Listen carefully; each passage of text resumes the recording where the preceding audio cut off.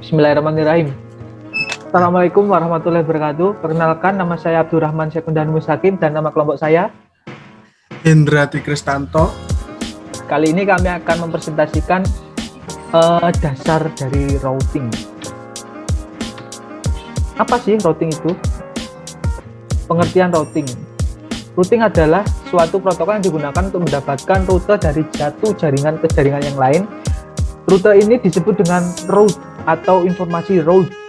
Secara dinamis dapat diberikan ke router yang lain ataupun dapat diberikan secara statis ke router lain.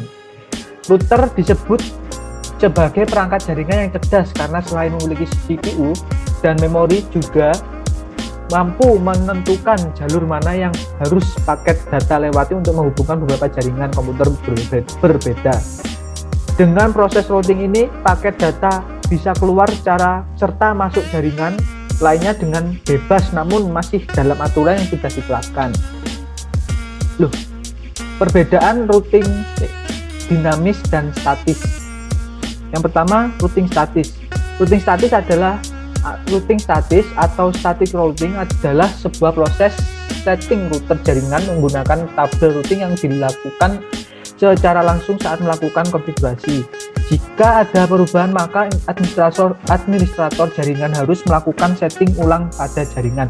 Routing static merupakan pengaturan yang paling simpel dalam jaringan komputer. Menggunakan administrator tinggal mengisi dalam tabel entry forward pada setiap router yang terhubung dengan jaringan tersebut. Ini adalah contoh gambarnya untuk routing statis. Ya. Penggunaan routing statis cocok untuk jaringan internet berskala kecil. Untuk jaringan yang skalanya besar tidak disarankan menggunakan router statis. Gitu ya. Routing statis. Selanjutnya kita lanjutkan ke kelebihan dan kekurangan routing statis. Kelebihan routing statis adalah meringankan kinerja dari prosesor router karena memproses sudah tersebar pada setiap router. 2. Menghemat bandwidth karena tidak ada bandwidth yang terbuang saat terjadi penukaran paket. 3. Memperoleh informasi dari isi tabel routing pada saat terjadi proses penukaran paket. 4. Routing statis lebih aman. 5. Administrator lebih bebas menentukan jalur jaringan. Untuk kekurangan router statis sendiri ada 5, yaitu 1. Network admin hanya mengetahui segala informasi tentang router yang tersambung. 2. Hanya bisa untuk jaringan berskala kecil. 3. Konfigurasi lebih rumit apalagi kalau banyak komputer yang terhubung. 4. Membutuhkan waktu konfigurasi yang cukup lama. 5. Jika ada jalur yang rusak, jaringan akan terhenti. Untuk routing dinamis, saya serahkan kepada kelompok saya, Hendra Kristanto. Monggo, Mas. Ya baik, Mas Danu. Saya akan melanjutkan presentasinya. Ayo.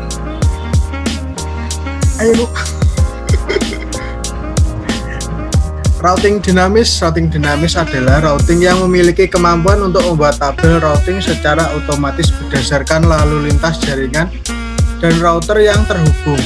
Jika diartikan, dinamis adalah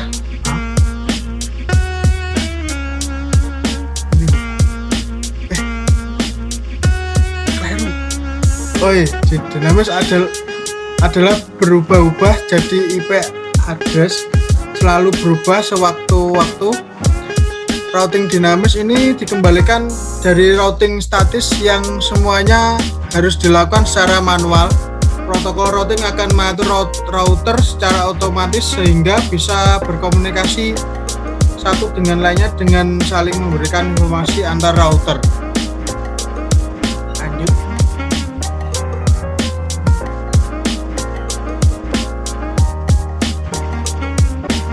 Routing dinamis mempelajari sendiri arah dari rute yang terbaik untuk meneruskan paket dari satu network menuju network lainnya.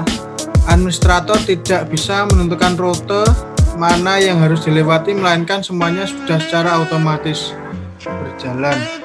Pengisian dan pemeliharaan pada routing tabel dilakukan secara otomatis sehingga antar router satu dengan lainnya saling bertukar informasi untuk mengetahui alamat tujuan dan menerima tabel routing.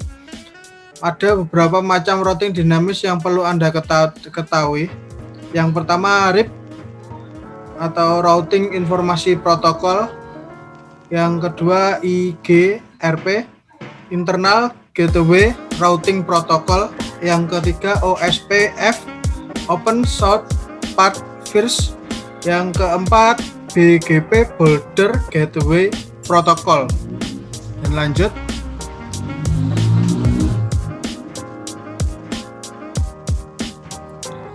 Untuk routing dinamis mempelajari sendiri arah dari rute yang terbaik untuk meneruskan paket dari satu network menuju network lainnya. Administrator tidak bisa menentukan rute mana yang harus dilewati, melainkan semuanya sudah secara otomatis berjalan.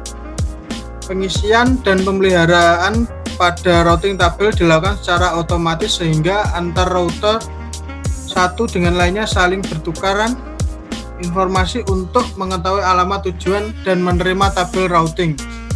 Ada beberapa macam routing dinamis yang perlu Anda ketahui. Yang pertama RIP, Routing Informasi Protokol. IGRP, Internal Gateway Routing Protocol. OSPF, Open Short Path First. BGP, Border Gateway Protocol. Dan gambarnya seperti di contoh ini. Dan lanjut. Kelebihan dan kekurangan routing dinamis. Kelebihan routing dinamis, proses konfigurasi jaringan lebih cepat. Bisa digunakan untuk jaringan berskala besar. Jika ada jalur yang rusak tetap aman. Jalur ditentukan secara otomatis oleh sistem. Dan kekurangan routing dinamis, bandwidth yang dibutuhkan lebih besar. Jalur yang bisa menentukan adalah sistem bukan dari administrator. Untuk menentukan RAM yang lebih besar untuk menentukan jalur terbaik saat terjadi down.